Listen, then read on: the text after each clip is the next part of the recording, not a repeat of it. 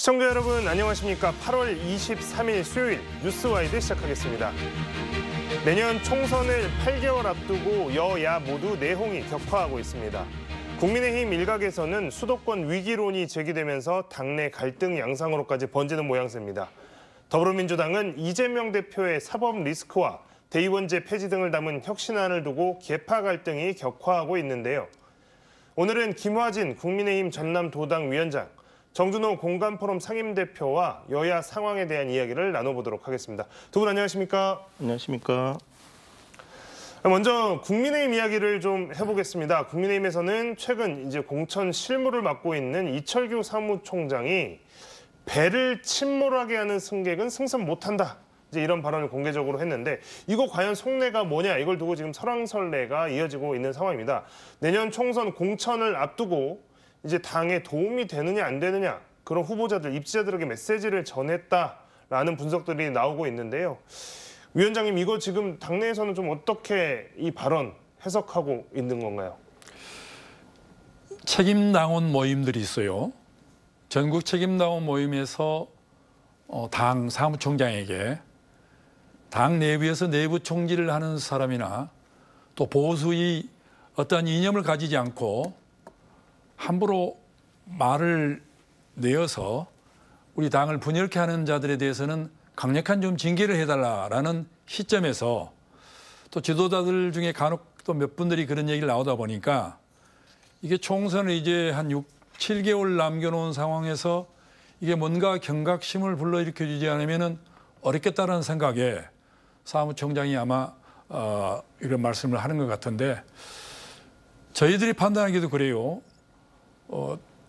외부의 사람들, 타당에서 우리를 보는 그런 부정적 시각은 있을 수 있지만은 내부에서 특히 총선을 함께 뛰어야 할 선수적 입장에서 그러한 이 얘기를 한다는 것은 그것은 정말 분열을 기도하는 것이기 때문에 이 시점에서 올바르게 잡아가지 못하고 묵시적 경각심을 심어주지 못한다면은 수도권에서 정말 문제가 있을 수 있다. 그래서 초동기에 잘 관리 한번 해보자라는 아주 내용인 것 같습니다.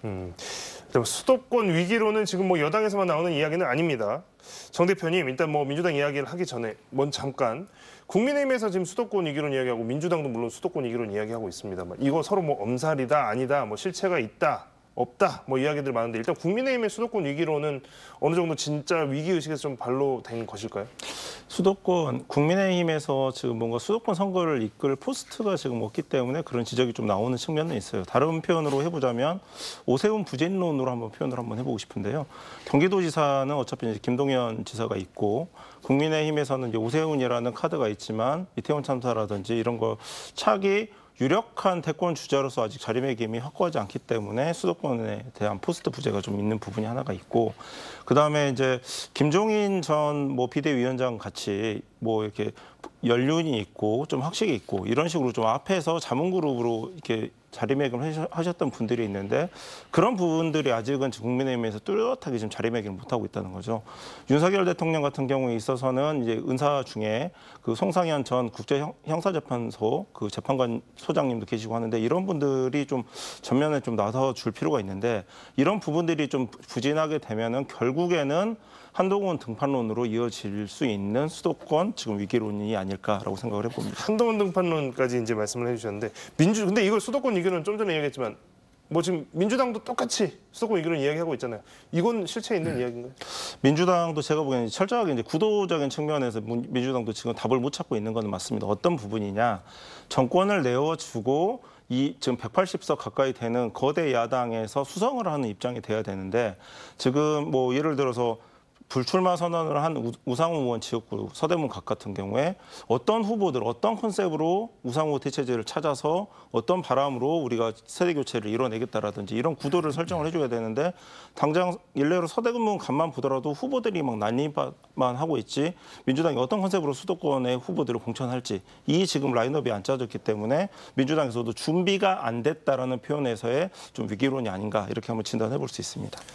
자, 위원장님 이제 수도권 위기론 이야기를 했는데 이제 그렇기 때문에 총선으로 가면 이제 전면전이 되지 않습니까? 전면전 총력전이 될 텐데 그렇기 때문에 사실 그동안 윤 대통령, 윤석열 정부 출범 이후에 이른바 이제 조금 밀려났던 뭐 이준석 전 대표라든지 뭐 이제 이런 사람들까지 좀 아울러서 중도 세력 2030 표심 같이 가야 되는 거 아니냐 이런 당내 목소리도 나오고 있거든요. 윤상현 의원이 얼마 전에 이제 이런 얘기를 공개적으로 했고요. 여기에 대해서 이제 그럴 가능성이나 이런 것들 좀 있을까요? 당 대표님을 비롯한 우리 수뇌부를 또 얘기도 들어보고 대통령님 주변에서도 얘기를 들어보면 2030이 필요한 분명히 갖고는 있지만 그것보다는 보수 인식을 확실히 갖고 있는 정체성이 뚜렷한 후보로 가는 것이 오히려 더 승부수를 띄우는데 크다. 그래서 혹자들은 이준석을 안고 가자라는 얘기 있지만은 우리 당에서는 그것보다는 오히려 더 인지도는 낮지만 정체성이 뚜렷하고 2030을 성실하게 대표할 수 있는 사람들이 오히려 더 나을 것이다. 다시 말하면 참신한 젊은이 세력이 새로 발굴하는 것인데 지금 우리 장해찬 등 많이 있지 않습니까? 그래서 이런 사람들과 함께 가는 것이 더 값어치도 있을 것이고 효율적이다. 이런 판단이기 때문에 그렇게 크게 얘기를 하고 있지는 않은 것 같습니다. 국민의힘 이야기니까 위원장님께 조금 더 여쭤보겠습니다. 자, 이제 뭐 여당이나 야당이나 뭐 비슷한 것 같긴 한데 이게 지금 우리 지역에서 뭐 민주당 돈봉투 논란이 있었죠. 이재명 대표의 사법 리스크 있었죠. 자, 민주당의 지지율이 이쪽 지역에서 호남의 지지율이 많이 빠지고 있는 건 사실인 것 같습니다. 여러 조사 결과를 보면. 근데 그렇다고 해서 이쪽 지역에서 국민의힘이나 정부에 대한 지지도가 올라가는 것 같지는 않거든요. 여기에 대해서 반사이익을 못 누리고 있는 것 같은데 여기에 좀 어떤 간극이 있을까요? 우리 지역에서 국민의힘의 힘과 대통령에 대한 분위기상으로 좋아진 건 사실이나 수치상으로 나타나지 않고 있는 것은 바로 국민의힘과 여당에 넘어간다는 것은 아닌 것 같고 그 큰 이유가 대안 세력이 존재하기 때문입니다. 다시 말하면 이재명 당이 끝까지 갈 것인가 아니면 이낙연 신당이 만들어질 것이라는 것이 기대가 굉장히 크더라고요. 근데 이낙연 가지고는 힘들기 때문에 이낙연, 김부겸과 함께하는 호남 신당과 이재명 현 민주당 두 대결이 될 것이기 때문에 우리는 그때 가서 선택해도 충분하다. 그래서 지금 현 민주당의 수치상의 지지율이 떨어진다 할지라도 바로 우리의 모든 것을 국민의힘에게 줄 수는 없다. 이런 분위기 때문에 우리가 올라가지 않고 있는 것 같으나 분위기상 변화는 아주 업되어 있다는 건 사실입니다. 변화는 분명히 이제 감지하고 계시고 다만 지금 민주당이 아직은 다른 모습으로 보인다거나 아니면 민주당 안에서 다른 세력이 나올 수 있기 때문에 국민의힘으로 바로 지지가 넘어가진 않는 과정이다 이렇게 분석을 하시는 거군요. 네. 자, 이제 이제 총선도 앞두고 있고 이제 이 지역에서의 정부 여당과의 관계에서 봤을 때 하나 지금 이게 굉장히 그러니까 돌발된 지금 상황이 생겼습니다. 잼버리 파행인데요. 이거 지금 일부에서는 호남에 대한 지적, 호남에 대한 뭐 혐오 이렇게까지 나아가는 거 아니냐 이런 우려도 있거든요. 이렇게 됐을 때 이게 이제 정부 여당과 호남 간의 심리적 간극이 더 벌어질 것이다 이런 분석도 있는데 여기에 대해서는 어떻게 생각하시나요, 대표님? 제가 생각할 때는 생각보다 이 잼버리 문제가 더 좀 민감하고 예민한 지점일 수 있습니다. 예를 들어서 잼버리 이 파행과 관련해서 책임을 전북에서 져야 되는가, 호남에서 져야 되는가, 아니면 정부 측에서 일정 부분 책임이 있는 건가. 이 책임론 공방을 하면서 이게 전북 지자체 책임이다 하다 보니까 호남 혐오까지 좀 이끌어져서 끌어나오는 부분이 있거든요. 잘 대응을 해야 된다라고 보는데 잼버리 입지가 새만금이 적절했느냐라는 질문을 놓고 보면 잼버리를 유치하기 위해서 최적의 입지를 새만금으로 선택한 건 아닌 건 맞는 것 같아요. 예를 들어서 방치가 된 새만금 지역을 잼버리를 유치하면서 체험형 액티비티 공간으로 뭔가 좀 활력을 한번 돌파를 해보자라는 부분이 있는데 거기에 예산이 이제 투입이 되고 운영이 원활하지 못하다 보니까 왜 호남이 현안 문제를 꼭 이런 식으로 대외 이벤트 유치를 하면서 예산을 끌어다 쓰는 방법으로만 돌파를 하려고 하느냐. 이 부분이 이제 밑바탕에 깔려 있는 지금 지적인데 이 부분을 그냥 정부 쪽에서 그냥 단순하게 그 정부 책임을 회피하기 위한 수단으로 전북 책임론이라든지 호남 책임론으로 이렇게 일관을 해서 나가버린다면 방금 앵커님께서 지적하신 것처럼 밑바탕에 깔리는 굉장한 예민한 부분들이 선거에 돌출돼서 나올 수도 있다. 그 간극이 생각보다 많이 벌어질 수도 있다. 이렇게 한번 좀 진단을 해볼 수 있습니다. 자, 이제 총선이 얼마 남지 않았습니다. 뭐 길다면 길겠지만 지금 한 8개월 정도 남아 있는데요. 이제 그 정부와 여당에서 이제 호남에 그동안 공을 굉장히 많이 들였습니다. 새 정부 출범하고 난 이후에 특히 이제 대통령부터 해서 5.18 관련된 문제에서도 굉장히 전향전 이전에 보수 정당과 다른 입장을 내놨었고요. 그 이번 총선, 그러니까 내년 총선이죠. 내년 총선에서 호남에서 기대하는 바 어느 정도라고 보면 될까요? 지금 28개 지역구에서 한 20% 정도, 4석 정도. 4석, 5석 정도. 4석, 5석 정도 바라고 특히 전남에서는 2석 이상을 지금 바라고 있거든요. 그리고 득표율은 15%에서 20%를 지금 보고 있습니다. 그래서 그게 가능할까라는 그 의구심도 있지만 저희들이 현장에 다녀보면 득표율 20%까지는 가능할 것 같아요. 그러나 우리 전남을 봤을 때 10개 지역구에서 2명을 목표로 하고 있는데 과연 2명이 당선될 것인가. 1명 정도는 확실할 수 있을 것 같은데 그래서 2명을 목표로 하는 데 있어서 상당히 저희들이 노력을 해야 될 것 같고 또 광주에서 1명, 전라북도에서 1명, 그래서 4명에서 5명 정도를 목표로 하는데 아마 또 그런 목표와 같아야 하는 이유가 이제 우리 호남이 전국의 어떠한 그룹으로 레벨로 상승하기 위해서는 정치적 민도도 상승해 가야 된다. 그래서 충청권의 그 이성적 합리적 판단을 우리가 롤 모델로 삼을 필요도 있다. 거기는 여와 야를 4대 6, 6대 4, 4.5대 5.5 이런 비율로 지금 하고 있거든요. 결국 그들의 그 발전 상황을 보면은 그 합리적 이성적 판단은 결국 지역의 발전을 가져오기 때문에 내년 총선에서는 그러한 것도 상당히 저희들이 민감하게 받아들이고 거기에 따라서 목표도 아주 상향을 좀 해봤다 이렇게 말씀드리고 싶습니다. 위원장님, 그런데 이제 항상 그 선거 때가 되면 국민의힘에서 인물난을 겪지 않았습니까? 공천을 하려고 해도 이게 나서겠다라고 하는 사람 찾는 것도 힘들고, 그다음에 이제 실제로 나선다고 했을 때 과연 이제 상대방인 민주당과 경쟁할 만한 자질을 갖춘 사람을 국민의힘 간판으로 할 수 있겠는가, 구할 수 있겠는가, 이제 이런 의문들이 계속 있었거든요. 분위기가 달라졌다고 하시니까 실제로 이제 입지자들을 만나보고 계실 텐데 이전 선거랑 확연하게 달라진 분위기가 있는지 그 부분에 대한 좀 말씀도 부탁드립니다. 저희 전남의 경우에 10개 지역구인데 이정현 지금 우리 균형위원회 부위원장 뭐 확실히 광양 구례곡성으로 출마할 것이고 또 전하람 위원장 또 저희 지역구에도 있고 아주 또 고무적인 현상은 차관급 정도의 전 정부의 차관급 정도의 분들이 한 2명 정도가 강력하게 지금 이번에 또 시사를 해와서 좋은 현상인데 거의 뭐 기존에는 메말라 있던 우리 지역의 10개 지역 모두가 출마를 할 수 있다라는 그런 상황이 돼 있고 광주 역시 마찬가지고 전라북도도 정운천 전 장관을 비롯해서 충분히 당선권이 있기 때문에 지난 총선과 내년의 총선은 정말 상황이 많이 다를 것이다. 그래서 찍고 싶어도 사람이 없었는데라는 얘기는 우선 우리가 거기에서는 탈피하자. 이런 사람도 이런 상품도 우리가 내놨습니다라고 자신 있게 얘기할 수 있는 그런 총선이 되기 위해서 각고의 노력을 하고 있습니다.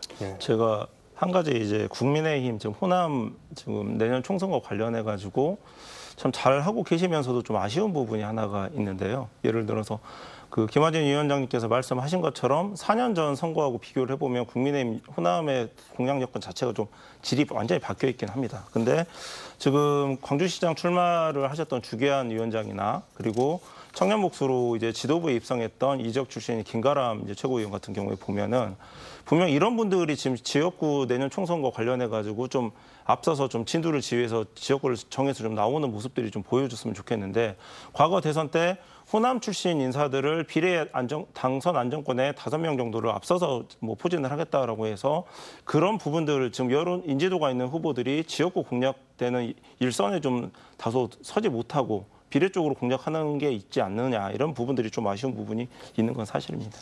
일단 뭐 확실히 지난 선거에 비해서 국민의힘 쪽 보수정당 쪽에서 인물을 낼 수 있는 풀은 굉장히 넓어진 것 같고 뭐 구체적으로 뭐 이야기를 해주셨는데요. 뭐 이정현 지금 지방시대위원회 부위원장 또 뭐 지금 천하람 뭐 지난번 뭐 전당대회에 나와서 선전했던 천하람 뭐 순천 당협위원장 뭐 이제 이런 분들 이름까지 이야기를 해주셨습니다.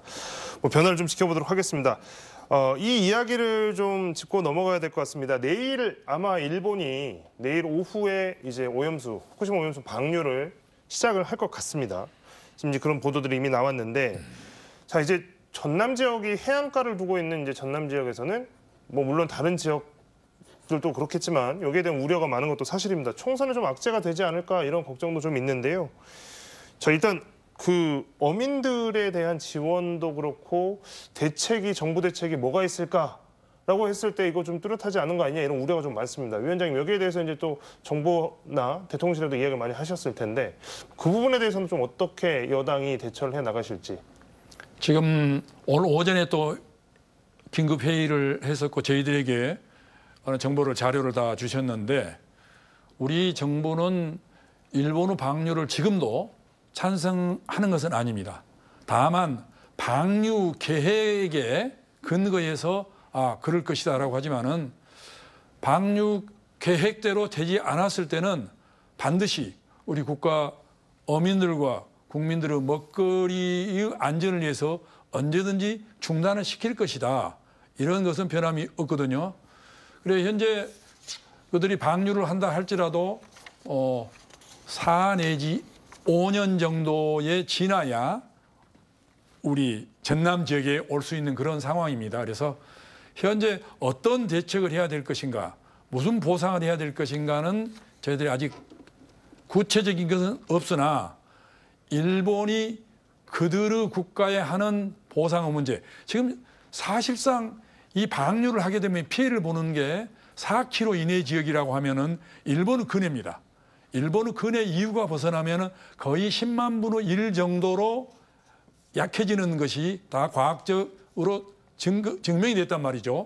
그래서 그들이 일본 어민들에게 하는 수준 이상으로 우리도 할 것이다라는 것이 정해져 있어서 현재로서는 우리는 방류 계획을 지켜볼 것이고 그 방류 계획이 IAEA와 우리 대한민국 정부가 합의했던 내용대로 그리고 이번에 한미일 대통령 회담에서 주고받았던 그 논의한 계획대로 되지 않았을 때는 언제든지 중단할 것을 강력히 요구한다라고 그렇게 또 지시를 했고 저희들에게 그런 자료를 줬기 때문에 저희들이 그렇게 홍보하고 있습니다. 일단 뭐 이 문제가 총선을 앞두고 어떤 식으로 또 흘러갈지 지켜봐야 될 것 같습니다. 또 이 지역에 계시니까 도당위원장으로서 또 이쪽 어민들 이야기 많이 들어주시고 또 그런 것도 정부에 많이 전달해 주시면 좋겠습니다. 민주당 이야기로 좀 넘어가 보겠습니다. 검찰이 이재명 대표를 쌍방울 그룹 대북 송금 사건의 피의자로 입건한 데 이어서 오늘 오후였습니다. 소환 조사를 다시 한번 통보를 했는데요. 5번째입니다. 소환 계속되고 있는데 이거 어떤 상황이라고 보시는지? 제가 보기에는 이제 대북 송금과 관련해서 난이도가 굉장히 높은 수사인데요. 그렇기 때문에 검찰 소환 조사가 아마 계속 될 수밖에 없다.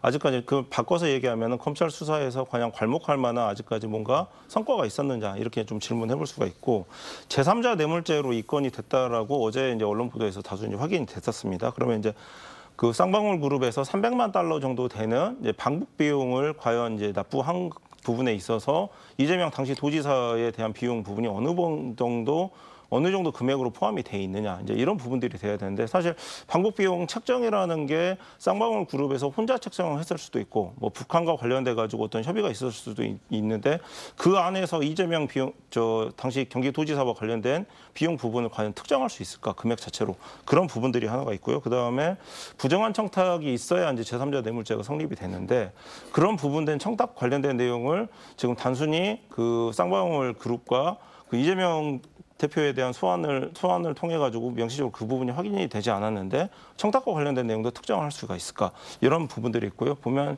이제 경제적 공동체라고 해가지고 제3자 뇌물죄를 주려고 하면은 뇌물을 실제로 받았던 사람과 이재명 그 당시 도지사와의 어떤 공동체적 관계가 성립이 돼야 되는데 어떤 개념으로 지금 그 부분을 성립을 시킬 수가 있을까 여러 가지 굵직한 수사적인 난이도가 있는 부분이기 때문에 소환은 계속 될 것이고 그 부분과 관련해서 이재명 대표에 대한 어떤 혐의점이라는 게 바로 이렇게 노출되지는 않을 것이다. 이렇게 한번 예상을 해보겠습니다. 소환은 이제 계속 된다고 하셨고, 근데 더 큰 문제가 이제 구속영장입니다.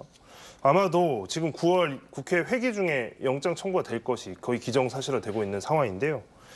체포동의안 표결을 놓고 뭐 이거 거부해야 된다 이런 극단적인 이야기까지도 나오고 이재명 대표가 불체포 특권 포기하겠다고 이야기를 했음에도 불구하고 온전히 그렇게만은 되지 않을 것 같거든요. 지금 상황이 어떻게 이게 결론이 날 것 같습니까? 지금 고민정 최고위원이 이제 약속이라는 단어를 쓰면서 이재명 대표에게 사실상 약속을 지켜라라고 압박을 하는 모양새가 돼버렸죠. 이제 당 대표가 당을 위해서 불체포 특권을 포기하겠다라는 거를 이제 선언을 했으면 그 이후에 사실 이제 이재명 대표 쪽에서 지금 바라보는 시각은 민주당이 당 대표가 뭔가를 내려놨으니까 단일 대우의 명분을 이제 우리가 찾아서 당은 뭉쳐야 된다.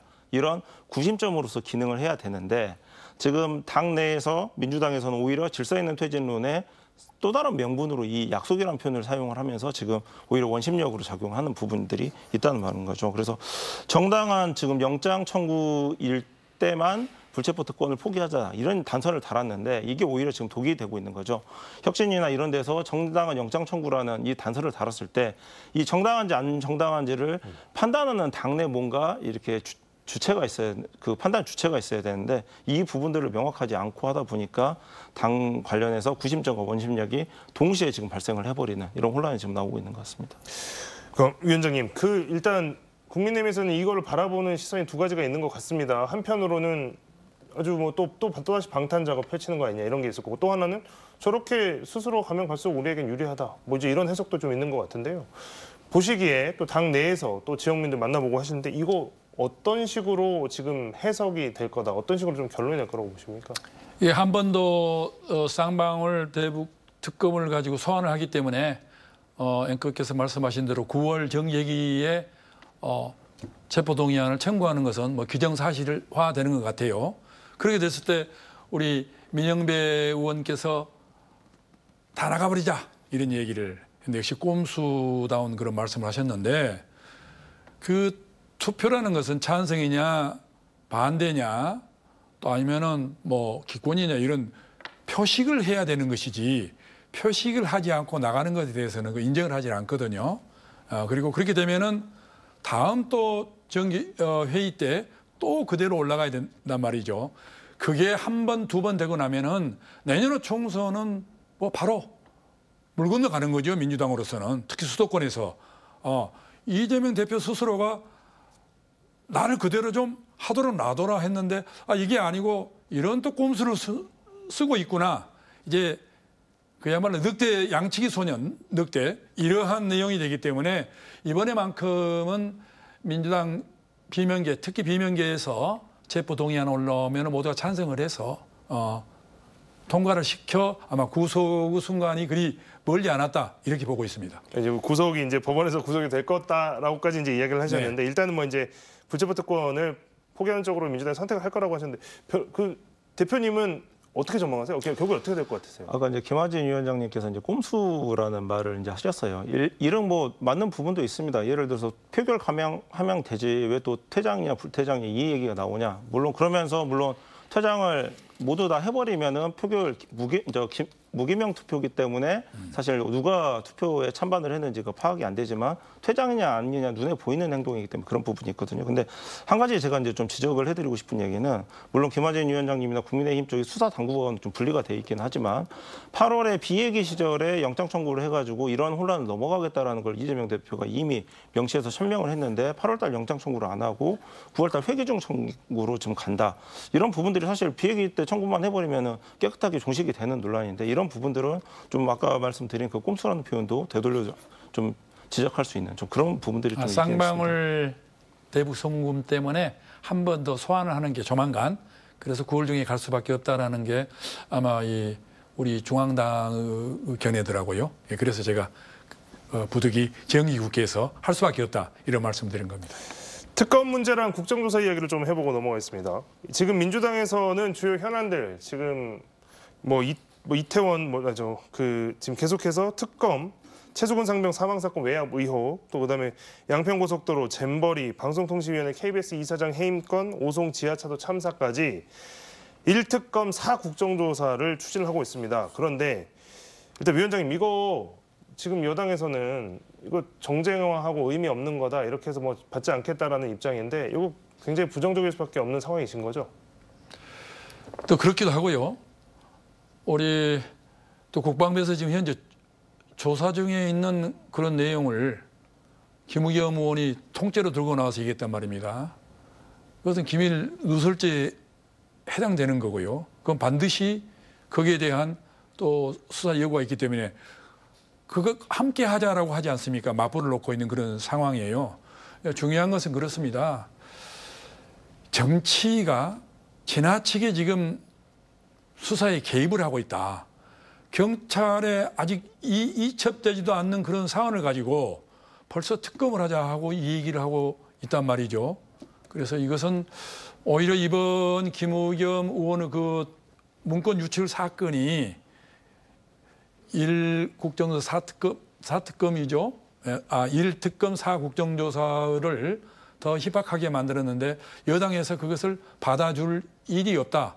이것은 늘상 얘기하는 것처럼 이재명 사법 리스크 문제점들을 방탄화하기 위한 수단에 불과한 것이지 이거 아무런 결말도 나올 수도 없고 결실도 없을 것인데 그것을 왜 자꾸 저렇게 하고 있는 것은 그것은 혼란스럽게 붙이기는 정치적 술수에 불과하기 때문에 정상적인 수사에 협조하는 것이 옳다.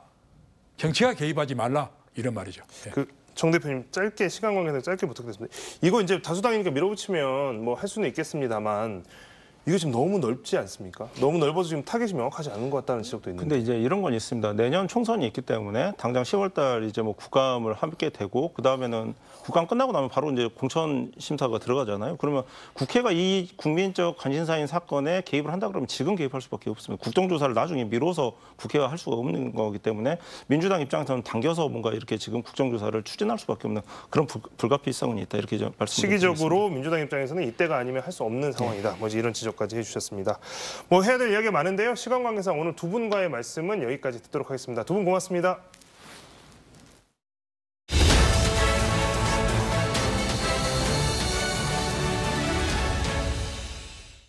서울광역방송센터입니다. 검찰이 쌍방울 대북 송금 관련 이재명 더불어민주당 대표를 참고인에서 피의자로 전환하고 입건했습니다. 송갑석 민주당 최고위원과 함께 정치권 현안 얘기해보겠습니다. 최고위원님 어서 오십시오. 네, 안녕하십니까.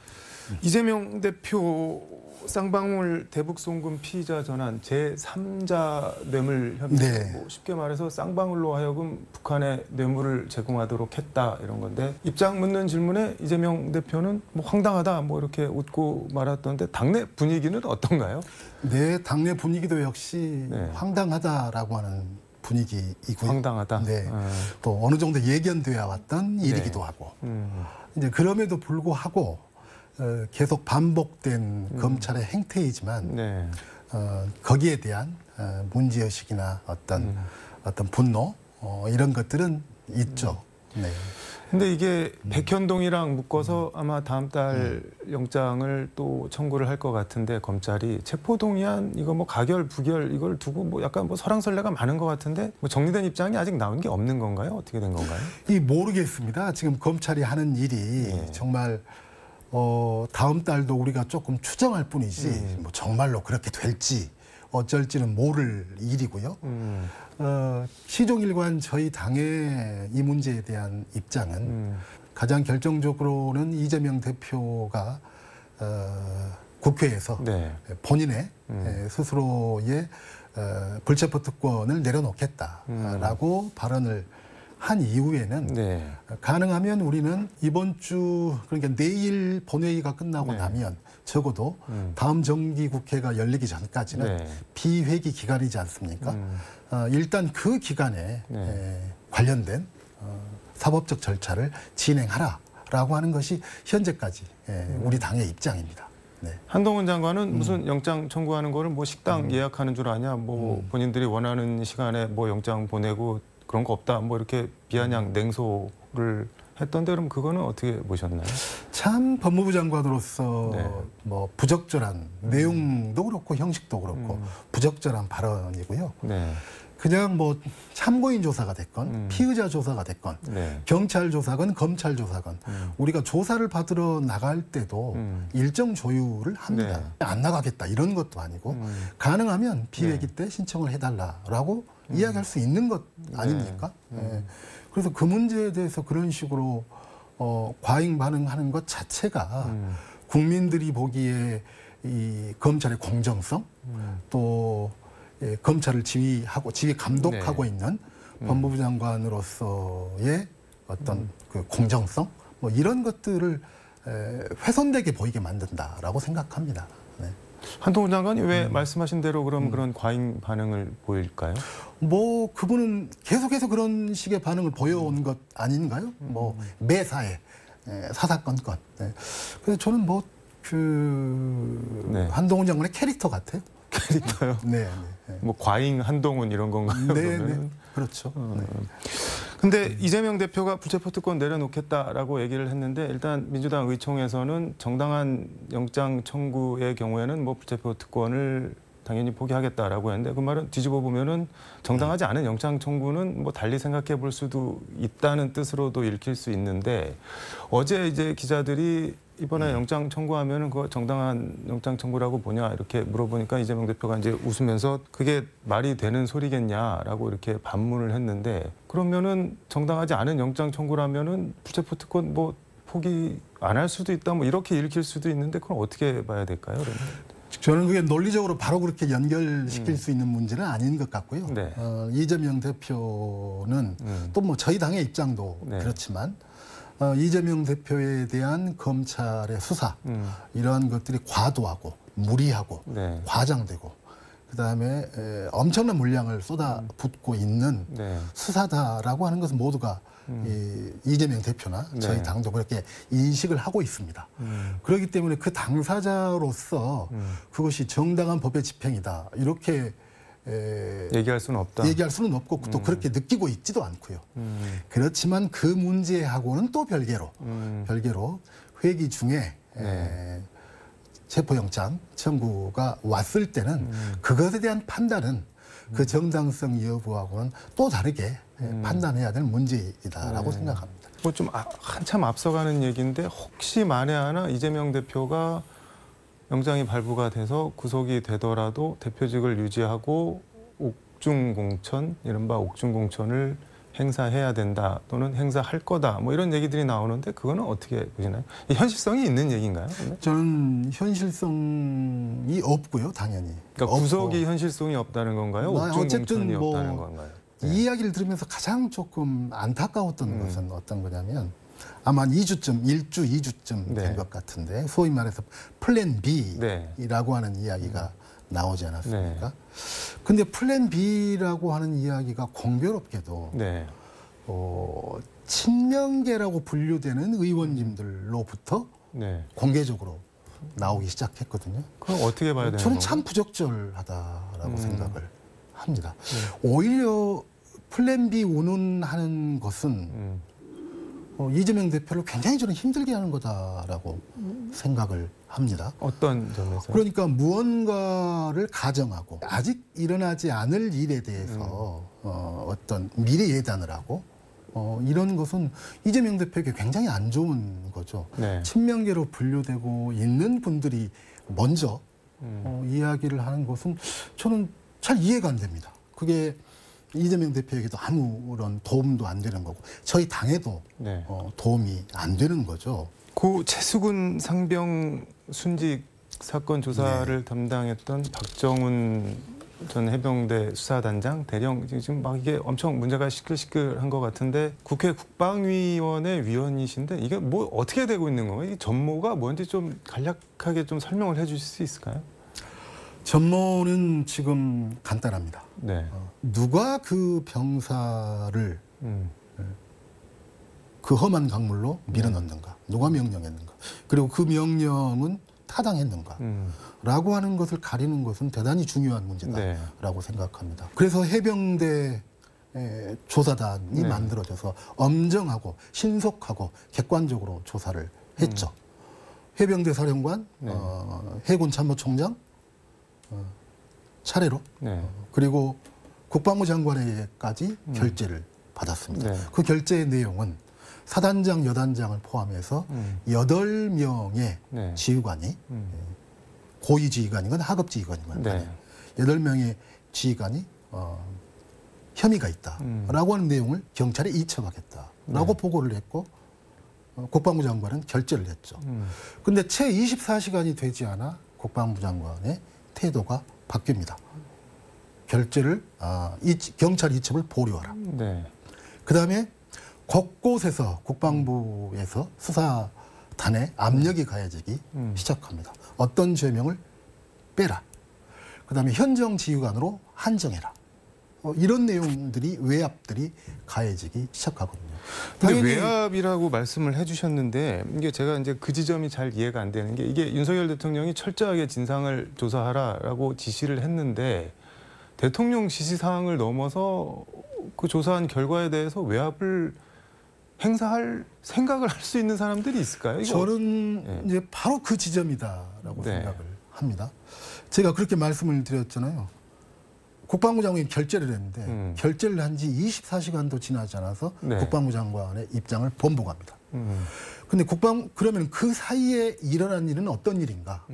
현재로서는 일어난 일은 딱 하나입니다. 어떤 거냐면 용산 대통령실 안보실에서 네. 관련된 수사자료 요청을 합니다. 모든 일이 그 뒤에 발생된 일입니다. 변화된 사항은 딱 그거 하나였거든요. 그렇기 때문에 저는 의혹이 네. 굉장히 대통령실이 개입하지 않았는가. 그것이 유일한 변화였고요. 누구나 논리적으로, 합리적으로 추론할 수밖에 없는 것 아닙니까? 그럴 배경이나 이유가 뭐가 있는 건가요, 그러면? 저는 그것이 이해되지 않습니다. 도대체 어떤 배경하에서? 네. 그러면 그 결과로 네. 이런 거죠. 뒤엎죠. 그래서 결국은 어떻게 되냐면 그럼에도 불구하고 해병대 네. 수사단에서는 사건 서류를 이첩을 시키죠. 네. 그러니까 국방부에서는 검찰단을 동원해서 이첩된 서류를 다시 가져옵니다. 이첩된 서류를 경찰에 이첩된 서류를. 그거를 가져올 권한이 있나요? 현재의 법으로 보면 저희는 없다라고 생각합니다. 예. 국방부에 있는 수사단에서 수사본부에서 다시 들여다보죠. 결과적으로 사단장과 여단장, 네. 고위 사령관은 고스란히 빠지게 되고 현장의 두 대대장만 모든 책임을 뒤집어 쓰고 갔다라고 하는 거죠. 아니 근데 이런 사안에 대해서 이제 조사를 엄정하게 해서 해병대 수사단에서 엄정하게 해서 뭐 해병대 수사단장 계급이 대령이고 광역 수사대장 계급이 중령인데 뭐 별 하나, 별 둘까지 이 사람들 다 책임 있다고 이렇게 엄정하게 하면 이게 국민들이 어떻게 보면 좋아하고 일종의 뭐 카타르시스라는 표현은 그렇지만 그거를 왜 굳이 막으려고 했다는 거 아니에요? 지금 말씀은 그런 외압이. 맞습니다. 그러니까 그 이유가 잘 납득이 안 돼서 계속 물어보게 되는 건데. 그래서 저희들도 그 이유가 납득이 안 돼서 네. 지난 월요일 날 국방부 장관을 앞에 두고 네. 상임위에서 계속 도대체 결재를 하고 나서 24시간도 안 돼서 번복한 네. 이유는 뭐냐. 그냥 결재만 한 것 아니에요. 수사 잘 됐다고 격려했습니다.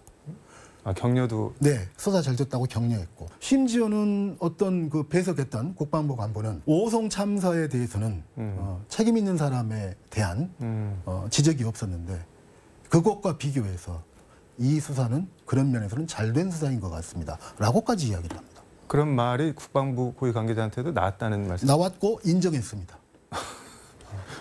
이거 그럼 뭐 어떻게 해야 되나요? 뭐 특검 얘기도 나오고 그렇던데. 그래서 지금 저는 이제 두 관리라고 생각을 네. 합니다.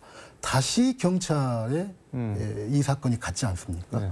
그러면 결국 최상병의 죽음으로부터 비롯된 일이기 때문에 네. 가장 첫 번째로는 최상병이 왜 그렇게 사망에 이르게 됐는지 그 진상을 낱낱이 밝히고 네. 책임지올 사람한테는 책임지우는 것이 이제 경찰의 손으로 넘어갔습니다.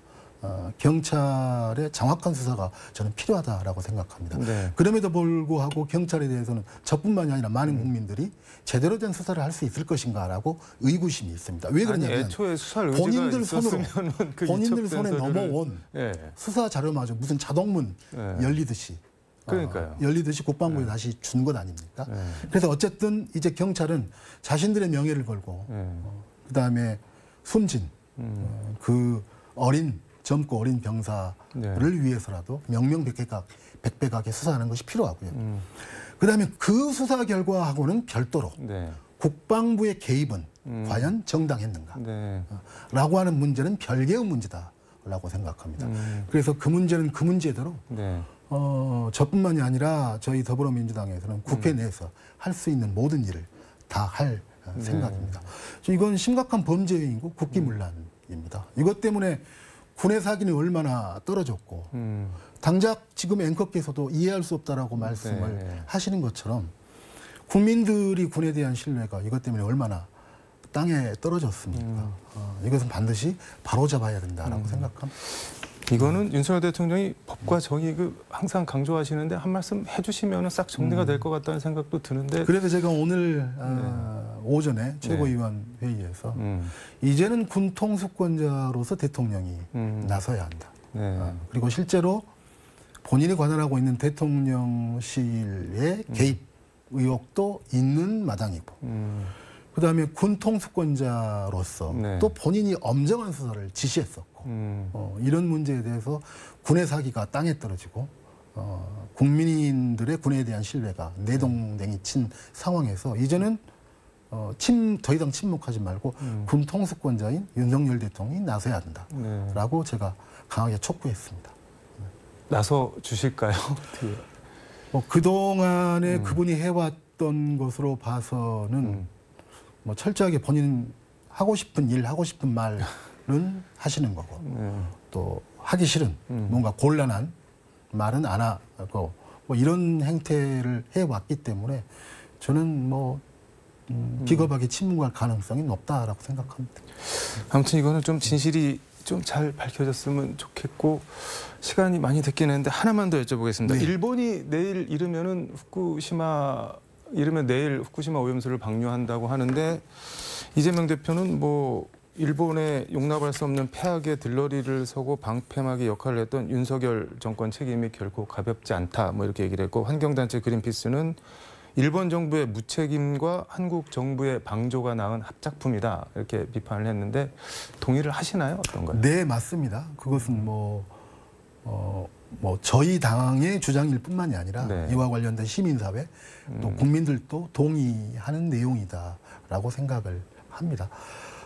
가장 최근에 있었던 한미일 정상회담에서도 이 문제가 언급조차 안 됐던 것 아닙니까? 네. 그에 더해 한미 정상회담이 있기 며칠 전에 그것도 일본 네. 언론 보도를 통해서 또 일본 관료가 했다라고 이야기하면서 한 것이 오히려 한국 정부에서 한국 정부의 정치적 일정이나 정치적 상황 때문에 방류를 서둘러줬으면 좋겠다라고 요청했다는 기사가 일본 발로 나온 것 아닙니까? 아사히 신문 보도. 네. 이 점에 대해서 대통령실은 누가 들어도 확고하게 부인하고 있지 않습니다. 가짜 뉴스라고 대응할 가치가 없다. 그렇죠. 이렇게 대응할 가치가 없다. 이 정도였지 누가 들어도 그다음에 그 뉴스를 이 정부가 잘하는 것도 있잖아요. 뭐 손해배상도 청구하고 그 언론에 대해서 법적 조치도 취하고 하고 있는데 거기에 대한 적극적 조치도 없습니다. 하물며 이런 상황이죠. 네. 그래서 참 저희로서는 이런 대통령을 만나고 이런 정부를 만나서 참 우리가 이 지경까지 오게 돼 있는데요. 그럼에도 불구하고 네. 이후에 취할 수 있는 일들은 저희 네. 민주당이 차근차근 해 나갈 작정입니다. 오늘 7시 반에 국회에서 뭐 촛불 행동도 있고 또 다가오는 토요일 날 네. 시민사회단체와 장외 집회도 함께 열 생각이고요. 그다음에 뭐 국제적으로는 유엔 인권 이사회에 관련된 진정서도 네. 제출을 해서 계속적으로 이 문제에 대해서 문제 제기를 해 나갈 생각입니다. 이런 대통령, 이런 정부 이지경 이거는 뭐 어떤 뜻에서 하신 말씀인 건가요? 그러면? 그러니까 국민들의 우려를 네. 그것을 책임지고 있는 대통령으로서 또 정부로서 네. 그걸 제대로 상대 국가에 전달도 안 하고 있고 제대로 된 대책도 취하지 않고 있고 이런 면들을 좀 총체적으로 이야기를 하고 근데 있습니다. 정부 여당은 방류는 과학이다, 안전하다라고 하면서 민주당이 공포, 불안 마케팅에서 윤석열 정권 공격하는데 오히려 이용하고 있다. 그래서 국민들한테, 어민들한테 피해를 끼치는 거는 민주당이다. 이렇게 역공을 하던데 그거는 어떻게 보시나요? 그럼? 방류는 과학이다라고 이야기하면서 그분들이 하는 것은 횟집 가서 먹방하는 것 이외에 저는 다른 것은 보지를 못했고요. 네. 다 양보해서 좋다. 서로의 입장과 서로의 주장, 의견이 있을 수 있다. 그러니 이와 관련해서 국회에서 청문회를 하자. 국회 청문회를 이미 여야는 합의를 했었거든요. 네. 국회 청문회를 차일피일 미뤘습니다. 맨 처음에 미뤘던 것은 IAEA 조사 보고서가 나오기 전에는 할 수 없다. 나오고 나서 하자라고 얘기했습니다. 네. 진작에 나왔지만 역시 국회 청문회를 회피하고 있습니다. 그렇기 때문에 좋습니다. 이것이 가짜 뉴스고 민주당이 국민을 불안케 한다라고 네. 한다면 공론회장에서 관련된 전문가들을 서로 내세우고 공론회장에서 이야기를 해야죠. 그래서 정말 이것이 터무니없는 주장이라고 한다면 국민의힘 입장에서는 그걸 계기로 해서 국민의 불안감을 없애야죠. 그렇지만 공론화를 하자고 하는데 응하지를 않고 있는 거예요. 응하지 않고 있는 거죠. 네. 그럼 뭐 어떻게 해야 되나요? 계속적으로 저희 네. 민주당이 해야 될 일들을 해나갈 수밖에 없을 것 같습니다. 알겠습니다. 좀 속 시원한 말씀을 들었으면 좋겠는데 조금 네. 안타까운 생각도 듭니다. 오늘 말씀은 여기까지 듣도록 하겠습니다. 고맙습니다. 네, 고맙습니다. 지금까지 서울광역방송센터에서 송갑석 민주당 최고위원과 함께 전해드렸습니다.